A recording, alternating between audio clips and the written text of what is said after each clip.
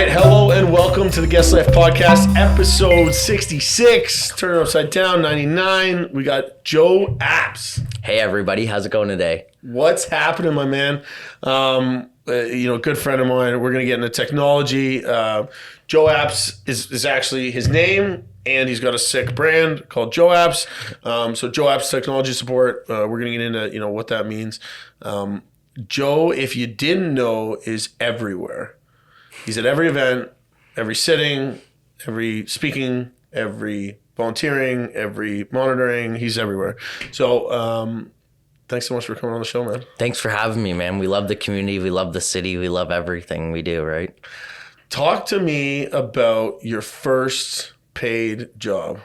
My first paid job was a paper boy. I was a paper route as a kid. My kind of parents always instilled that work ethic, getting out there and getting it done. Now, I would say work ethic. I was the paper boy that threw the paper at the house instead of walked to the door, where my brother was also joined later, and he would be the one that went up to the door and actually put it in. Yeah. So, there was some fun in that. And maybe my mama and dad helped out a few times stuffing the flyers in. And they might have not always been the straightest, but that was my first paid job. But starting to learn work ethic and at a young age there. How old were you when you did that? Oh, geez, that was about 10 to 12, right? Whenever they let you start doing the paper route. I forget what age that is. It might have even been younger, to be honest. Your parents drive you in their car and you just pull it out of the trunk? I was lucky. It was right on our street. So I would just walk out the door, go up and down. We got the route young from another friend that we had on the street, right? So kind of when they went to high school, they passed it over to us, and it worked out really well. That's all right. Yeah, it was nice. I used to remember, it was a family event stuff in the papers when we did it. I remember so many times I would just fall asleep sitting there. It would come at like 3:30 or 4 o'clock, and you have to stuff them all and get them up before school, 6. Get them going and make sure everyone has them to go. That's awesome, man. So Joe Apps, tell us a little bit about you and your business and maybe how you got started. Yeah, so long series of events to get started, but mainly, our big thing is in technology, IT support, and cybersecurity. So a few years ago, I was going to Mohawk in Hamilton. I had a store downtown Hamilton with a buddy, and we were doing cell phones. We were doing refurbished electronics. This was like iPhone 4 days when you could actually fix phones for a reasonable amount of money. Now you might as well buy a new one with how much it costs, right? So I was going to Mohawk College and doing that downtown Hamilton. And me and my buddy. You had your own store? Yeah, my own store while I was in college. Downtown. It was super cool, and we had a 3D printing business in the basement. So we were doing a lot of things, and we were having a lot of fun with it. But partner businesses can go great for some people, not great for other people. We didn't always see eye to eye on the same thing, so we decided to kind of part ways and move on, which worked out way better for the both of us. He's now rocking an amazing closet business and a record label and stuff like that. So he's doing some really cool things, and I get to run the technology business. So at that time, I had a girlfriend whose mom was an accountant. I just kind of transitioned to the IT support for small businesses because I saw a lot of demand from businesses needing, IT support, cloud services, and the dawn of cybersecurity and AI, right? That's wild. It's wild. Well, I mean, it's Saturday morning, 9:30, 2 days ago, or was it yesterday? It was yesterday. And what happened? Well, CrowdStrike hit, and it kind of had a lot of repercussions for the world. So a lot of misconception is it was Microsoft. It wasn't actually Microsoft. It was CrowdStrike. And what that is an antivirus solution. So it's supposed to keep you protected on your computer from those bad actors that are out there. What actually happened is they rolled out a bad update, and the equivalent of what we thought would happen in the early 2000s, Y2K hit yesterday, which was a very scary thing to see the world crippled from our healthcare systems to our airport systems to banking systems. We were even affected. We had employees who didn't get paid, which is never a fun thing, as as a boss, right? No one ever likes to not get paid, right? So figuring that all out, and then all our clients and other people that might have been affected. So we personally don't run CrowdStrike, but that's not something that one of our vendors wouldn't have a problem with as well. And that could happen too. And I think it really just shows how close the world is from one bad update away from everything coming to a complete halt, right? If that happened to Windows and Apple, what the heck would have we done, right? Well, it's like when Rogers or Bell are down. 100%. Half the world's laughing, and then next time the other half's laughing. Exactly, right? And then we blame, Rogers is better, Telus is better. But also these companies kind of just say sorry and move on. There's really been no standards or upkeep. And I think that's kind of the big problem we have here in North America is there's no regulations that people have to adhere to when these kind of things happen, unfortunately. Well, and there are a lot of monopolies, right? A lot of monopolies, and that's kind of the scary thing that takes over and makes it dangerous for us, and being that, one hit position, right? As we saw yesterday, they hit one thing and it took that much out. What if they did 2, 3, or 4? Yes, nuts. It's crazy to think about sometimes. Like, I remember I broke my phone, being like, "Oh, I'll just go, it'll be fine. Everything's on the cloud." It's like, no, it's locked out. You can't get it. Actually, you helped me out. You sent me to the guy in Burlington. Yeah, exactly. Yeah. Got you covered because we don't do phones anymore. So we guide people to the right place, and they're able to help you out and get your data back. But backup's so important, and just the overall thought of IT in general now and technology has to be a part of everyone's lives. We see so many people making decisions so rapidly on technology with really not the whole thoughts from security standpoint, from taking care of the updates or all those kind of things. We had all these Alexas in our businesses or stuff like that, but who's updating those? What's going on with those? They're recording, right? So that sensitivity we got to think of too. It's crazy, man. How long have we known each other? 4 or 5 years? Yeah, 4 or 5 years now. Your business has gone, from an external's perspective, it's gone wild. You're everywhere. What triggered you? How, again, for anybody listening, Joe, you can go to any event, Burlington Chamber, Hamilton Chamber, Builders events, doesn't matter. He's there. He's sponsoring them. He's sponsoring the golf tournament. It's what made you think, okay, I'm going to build a business, not just a business for self? Because I think there's a big shift in that definition, right? I'm an entrepreneur. It's are you a solopreneur? Yeah. Which is fine. 100%. You build a lifestyle for yourself. I have so many solopreneur buddies that I get jealous. They're work one week, then the next week they're off. And I'm I haven't even got a week off in these last 8 years. I have to a certain extent, but I'm still checking the computer when I go away and stuff like that. You actually made a great post on that the other day when you went somewhere and, you were able to shut off for a day or two, but not the whole entire time. And I really related to that because it's maybe I have a day or two because I have a wonderful team, but I haven't got to the point where I'm personally able to let go of that vine and disconnect for them, right? So, and the business has just been growing so rapidly, it's hard to do that when you grow because you need to make sure you are still holding on to some things because the people that you've been growing with are still training as well, right? Totally, yeah. So what made you decide to build a bigger business? What made me decide to build a bigger business is I've always loved helping people, and I've always thought there's a really gap in the technology space of making it make sense for people. And that's what we hear all the time is people have this support, they have maybe an IT person or stuff like that, but we really wanted to connect those dots of making it a one-stop shop for businesses to come in and think technology strategy, right? I see a lot of that in kind of marketing too, where people do SEO or this, that, or the other, but they don't bring the whole picture together. There's a lot of that in the technology world as well, right? Where they don't bring all that kind of pieces into the puzzle so that you don't have, you're looking at, I got my email, but where's the security in my email? How's it being hosted? You know what I mean? And what's the data policy? What's going on, right? We wanted to kind of bring that all into one effect for people. And are you finding people are receptive? Are they scared? It's still a mix of both, right? As we've been... Are they too confident? Yeah, some organizations are too confident, you know what I mean, and don't believe in cybersecurity, and I think that's the scary thing, especially if you're holding people's data, right? I think there's levels of how you have to be secure. If you're a lawyer, an accountant, and not-for-profit, and you're holding SIN numbers and all that kind of stuff, you have a bit of a different responsibility than maybe the hairdresser that's processing your credit card or stuff like that, right? So you have to think of those levels. People have been really receptive over the last few years, especially with COVID, especially moving to the cloud. But now we're coming back to this shift and we've moved to the cloud, but we're not secure inside of it, right? So how do we keep secure in the cloud? How do we make sure our information's safe? How do we make sure our property's safe, right? Yeah. We basically opened a bunch of filing cabinets, but we haven't locked them, right? So how do we start locking down that old school stuff again, right? That's a great term. Isn't it funny? The cloud. The cloud is the cloud. The interweb. The Facebook. I find it so interesting talking about some of these things that are now real. And 25 years ago, if you said it's going to be on the cloud, and looked your parents in the face, they'd just probably laugh at you. It wouldn't even make Or send sense, you to right? Psychology. Yeah, exactly. You're crazy, right? And that's what that's why a lot of people got rich early on, right? Like I know a lot of people that went to high school and made these cloud applications or stuff like that and got super rich young. Now they don't have that money anymore because when you get super rich young, it's a little hard, right? Yeah. But, they started those early opportunities in these really early businesses, right? And these amazing programs like you use here, Jobber and all that kind of great stuff, right? Yeah. Like it really helps our businesses, but it's all in the cloud, right? So we have the responsibility to look into what Jobber's doing to make sure our information's safe, taken care of, what's the redundancy that they're going to do, and what's their cyber policy and what's their plan, right? Because we're giving these companies so much trust in all of our information. Yeah.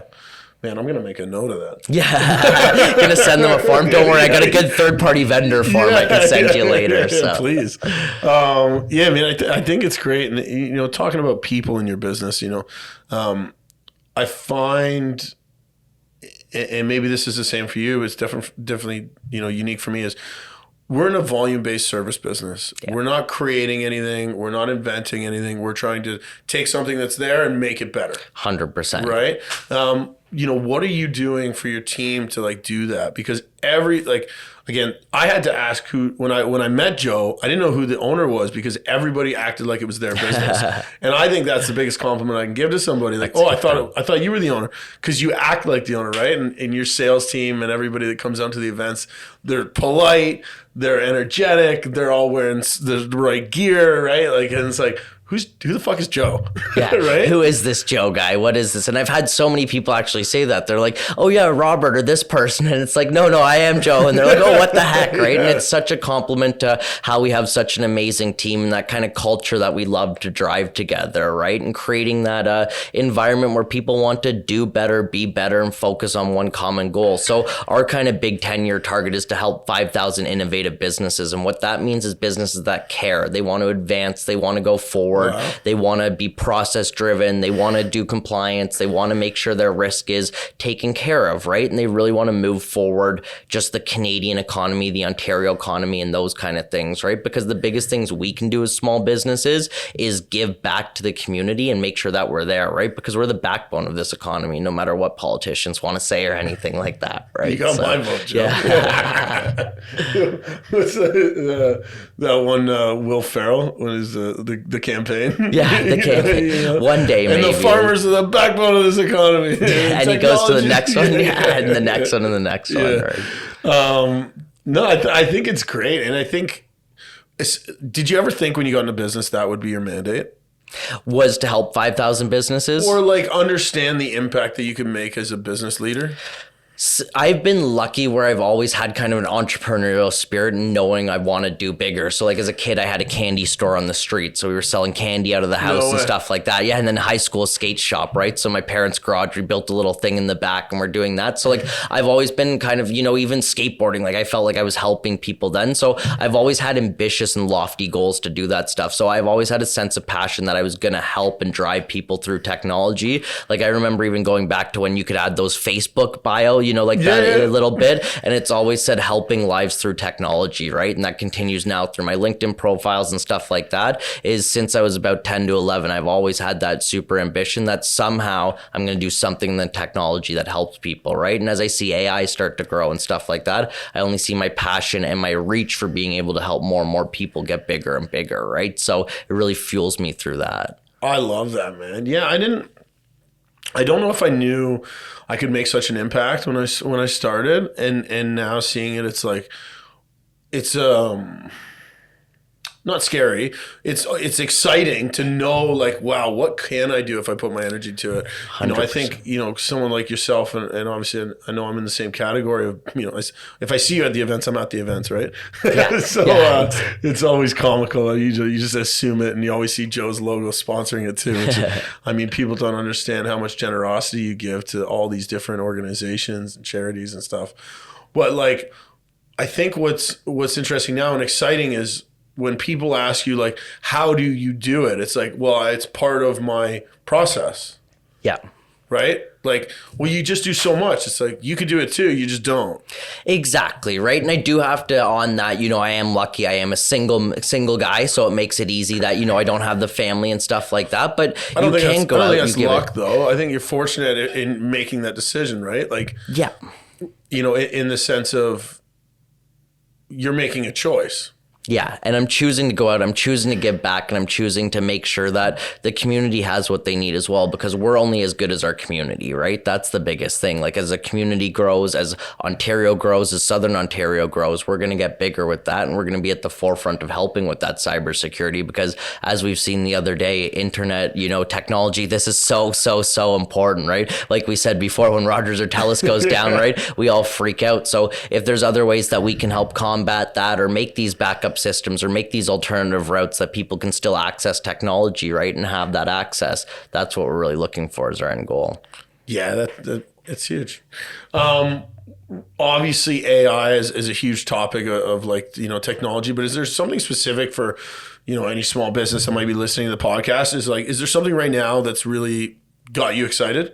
Yeah, in AI, I think it's just learning a new skill, and that's prompting. Like, so many people think AI is going to solve their problems right now, but what you really have to learn is how to prompt. How do I talk to that AI, right? It's almost kind of learning a new language in a simple form. The art of prompting is really, really important. And any business owner looking to do it, it's such a great skill that you can put in. You can get a cheap Udemy course. They're about 5 hours, right? And you really learn some great skills to kind of work with the AI, because a lot of people, and I got a great analogy from a lady the other day her name's Tanya. She helps us as a vendor through Microsoft on selling kind of Copilot and all those different AI sources. And she said, you really have to think of AI as adding another person to your business, right? Like, you're not just going to have someone come in and go, hey, your job, have fun, right? Like, you got to prompt it. You got to talk to it. You really got to let it understand and give it that direction on where you want to go with your job. And once you do that, you're really going to take it to the next level, right? So it's a creation tool in a sense, but it's also an extension of what you're doing tool. So you still have to be the creative, and you've got to extend it through that way. That's a great way to explain it. Yeah, for anybody listening, like I've been to 3 AI conferences now, and every time I leave there, it's like, what? How do I get this involved? How do I implement? And I think, do you guys do like support on that stuff? Yeah, so we've started rolling out a bunch of different support programs through the support of Microsoft and other systems on AI, and kind of how to roll that out properly, because there's still a lot to it. A lot of people don't think about the security, and that's the scariest part. A lot of people just turn it on, upload documents to, let's say, ChatGPT or anything like that, and then they're out in the open. And great, you've just uploaded your last 5 years of financial data to do an analysis to the whole entire internet, right? It's like, what the heck? So you really have to look into the paid versions, where your data is going, where it's stored, what you're putting in there, right? And how secure it is. Like, we've seen some funny stuff from the AI too, where it's just grabbed wild emails that don't relate to the topic that we're looking at. And it's like, wow, that could have gone bad if that was sent out. So always make sure you're checking for accuracy as well. Yeah. Well, just like, I love the analogy. Like, you have a new staff member, you're not going to just let them send emails. No, exactly. Right. So look over that, make sure they know what they're doing. And then when you're comfortable with them sending emails, then you kind of let go of that vine, you know what I mean? Totally. So it's taking it into our business, but having that overall thought and having a use case for it too. Like, it's not just going to solve your problems. If you have problems and your processes suck, they're still going to suck. You know what I mean? You got to fix that underlying core issue, and then you add AI on top of that. If you got a good process driven business that AI can fit in, that's when it works really well for you. Amazing. Yeah, that's great, man. And I think simplification of it, like, my thought process was always, 100%. I don't need to be the first plumbing company to be adopting all these things, but I'm going to be aware and watching and kind of sit on the sidelines. And when some of the bugs are kicked out, come on down. Also, in terms of, I think, expenses, like, every time, I see this a lot with applications, where the first application is just like exorbitant amount, and then everybody kind of Okay, relax, right? And things come out and it makes it easier and easier. And what we also see is a lot of people buy into a lot of stuff and then have what we call tool sprawl. So they have all these different tools to kind of perform the same job, when maybe if they looked at one tool, it might have been better, right? And kind of slowed down. So don't completely slow down, because we don't want you to also be the last plumbing company doing AI, because that's when it gets dangerous and you're taken by the others. But make sure you're cautious with proceeding into it in any business or industry, right? Yeah, totally. Where do you see Joe up in the next 5 years? In the next 5 years, we're going to get another office. We're going to be somewhere else in either Southern Ontario. We have a satellite office in Vancouver right now. We'd love to make that physical as well. So yeah, really looking to kind of expand that. So it was also nice to check in on some clients. We were in Vancouver this week with Microsoft. So it was nice to check in with some clients as well and see them while we were down there and be able to connect. So really looking to expand that and grow that. So we've got quite a few opportunities where that might work out, working with some larger companies now and stuff like that. So we're really excited to see kind of what the future holds, and being able to unlock that next potential and that next set of people that are going to help unlock our organization to the next potential. Yeah, and you were talking about you went to Mohawk, and I know... Love Mohawk, yeah. I think you did too, right? Is my understanding. I think you were like the distinguished one of the alumni, right? They call it, I believe. That's alumni. Amazing, man. Congratulations. Thanks, man. Yeah, it's I got a little bit. I'm very, very honored to receive the award, but I did only go there for 4 months. Amazing. The plumbing apprenticeship program is split up into 2-month sections. And so there's 3 of them, but one of them Mohawk wouldn't let me in because I was too. They didn't have any spots in the course, so I actually went to Conestoga. They're letting you in now, though. It was good, but yeah, Mohawk's just a great school. How are you?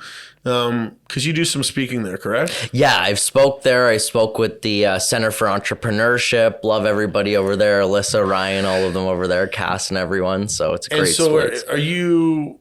Are you seeing a lot of great talent coming out? A lot of people are talking about like hiring as a challenge. Are you finding that it's a skill set that the younger generation has that you just need to make sure they have the right attitude?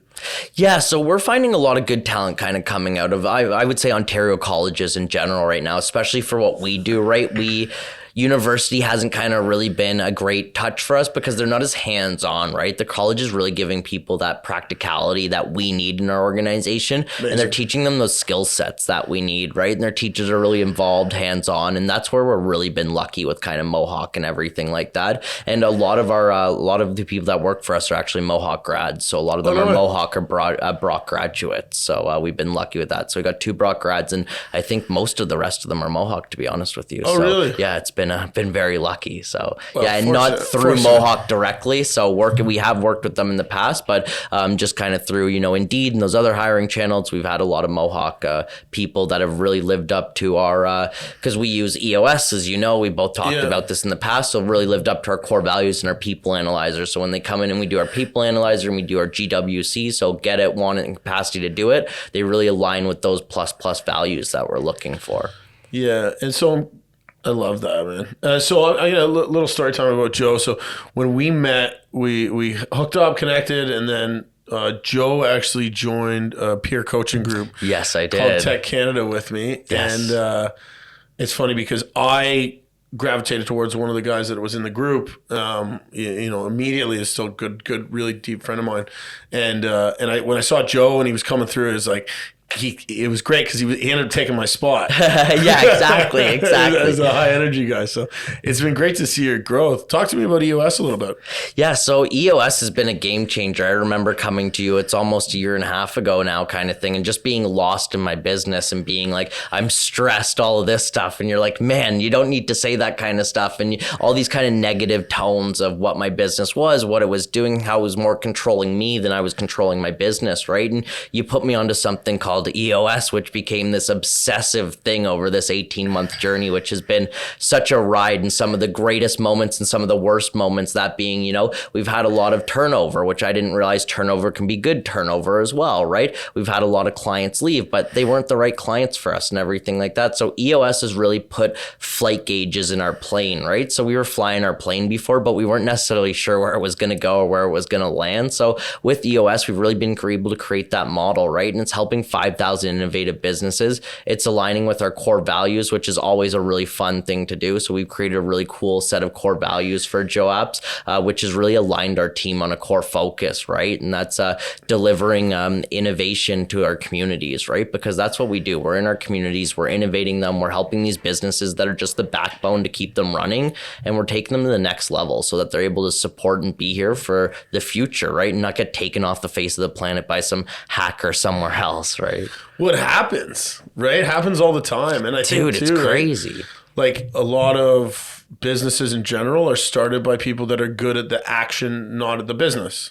I loved being a technician. I am the furthest thing from it now. When I jump back on the help desk, I get all giddy. You know what I mean? I'm sure if you have to randomly, for whatever reason, go back to, you're like, oh yeah, this is what it started with. This is what happens, right? And sometimes you have to get back in the business to remember that. But also being 30,000 feet up is so helpful for your team and empowering for them. Because if you're micromanaging them, like, you know, you send people crazy, and I still am learning how to get away from that and let go of the vine, right? Yeah. And how do I let go without bringing everybody else with me? Yeah, 100%. And like figuring out, what's the best pathway for success. Man, that's great. Fuck, I got so many things. What are some of the community stuff that you're doing right now? Like, I think, just bringing it back a couple steps. Yes, we're involved in the community. Yes, we make an impact. But say there's an entrepreneur that just wants to start. How did you get started giving back? Was it just sponsoring events? Was it, you'd picked a charity and asked them how to do it? So I've been lucky. We've kind of been doing charities for a really long time. Like, actually, funny enough, when I was, I think, 16, 17, my friend made me a bet in the basement. He's like, I bet you can't start a foundation. I quickly went online and started my own not-for-profit foundation as well, and figured all that. Yeah, figured that all out in a day, set up a board, stuff like that. Ran that for a little bit, but it didn't make sense at the time or what I needed. So I've always given back. Me and my friend had an event all through high school where we'd get a bunch of people together and give back to the Halton's Women's Place. So we've always kind of been given back, and the main pillars at Joe Apps are really like women, children, so that being like the community and stuff like that. So a lot of charities where they're supporting, art for children, they're supporting mentorship and all of those kind of things that lead people in the right direction. Like, as a kid, I didn't have that much leadership. I had a few great teachers, but I didn't really have that stuff, and that got me into a lot of trouble, right? So I looked at these programs and I thought, oh, if these were there when I was a kid, that would have been so much more helpful to me, and maybe would have kept me out of that trouble. Maybe wouldn't have, who knows, but maybe would have kept me out of there, right? So being able to help that. So right now what we've been doing is just really engaged in them. And how I got started, heading back to that one, is through the Chamber of Commerce. So through the young professional networks that the Burlington, Hamilton, Oakville, and all the Chamber of Commerce, some, still have and some don't have, I was really able to work with a lot of young other businesses, and together we put our power together. So like the problem was, it was just me. Like, I couldn't go give out a bunch of stuff or sponsor these events or do that, but I had me plus 8 other entrepreneurs now, and we're able to give coats back. We're able to give, go to the Compassion Society and sort food. We're able to do the YWCA walks together. You know what I mean? We're able to kind of get involved in the community and be a group and really get together, right? So it was the chamber and the community and working with other businesses that allowed me to get in and give back. So really early on in my business, I joined the Chamber of Commerce and found that sense of community with other businesses, and really jumped into, being involved in the chamber. So whether that was through committees, I sit on boards now and all that kind of stuff, vice chair of the YEP community here in Hamilton, which, people, you've been out to our events that we've had, but if you haven't been out to events, people listening, make sure you come out. They're really, really fun. Lots of young entrepreneurs, lots of good energy, and everyone's welcome. So yeah, that's what really got me started, is the chamber. So just do everything. Just do everything. Yeah. Just get involved, I think, is the main thing. And if you can help the community and give back in small ways together, it's so much more powerful, right? And that's what we've found, is when you can join others. Yeah. And for anybody listening, it's such great advice. And, a big thing is really identifying that it's okay to not know how to do it. I remember the first time I was on a board, I was like, what the hell are we doing there, right? And it's like, no one really knows. And I think, it's okay to ask, especially as you're the entrepreneur in your business and you have nobody to ask in your space, right? Except for external support. But when you go to volunteer or do these things, hey, how does this organization work? How does the staff get paid? How does, the end user receive the funding or the support or the clothing. Those are all really good questions asked, and you don't have to be intimidated by it. No, if you're not asking questions, that's when there's something wrong. Like I got the first board that I joined, the Aaron Mills Soccer Club, is I got some really great advice, and that was, we don't want someone else to sit here. We want someone to sit here and ask questions. You know what I mean? And it's always created that sense of questions for me. So even if it's a silly question, I guarantee someone else in that room has that silly question, and you've just educated someone. And even in our business, even if people go out and talk and ask each other questions, we ask them to put it in Microsoft Teams that we use what the question is, because if they had it, someone else probably has it, right? So they can go and put the question there and the answer, and we're all going to learn together and get better that way. Oh, I love that.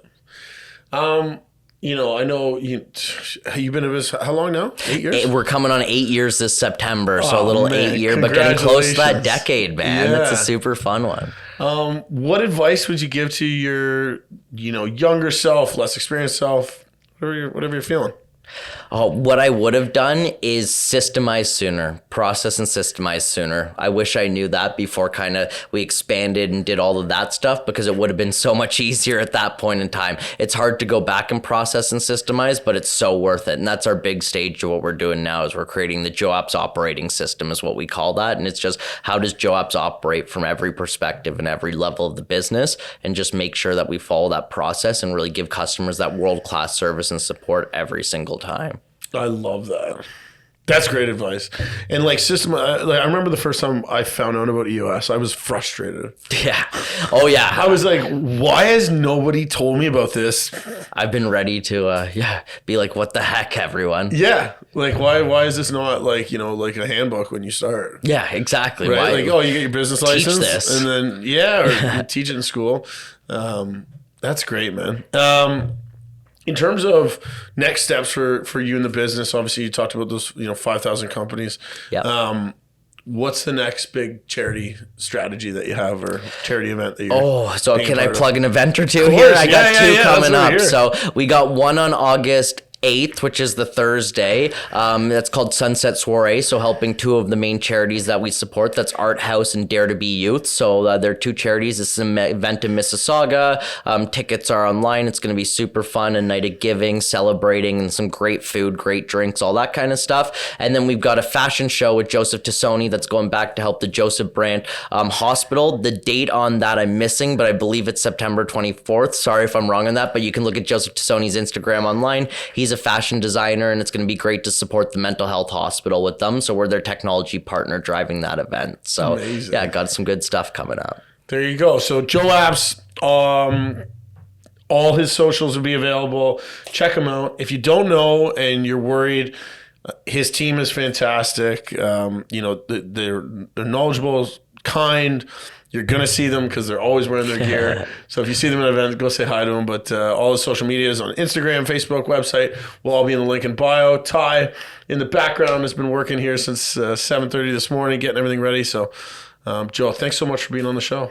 Thanks for having me, man. And you guys just so creative, so professional. We really appreciate it. So thanks for everything, Dan. Thanks so much, man. And for everybody listening, thanks so much for tuning in. One of the questions we ask ourselves, especially in the entrepreneurial space, is, why not me and why not now? There's always an opportunity to take those steps, and, hearing stories like Joe's, if it didn't inspire you, you weren't listening.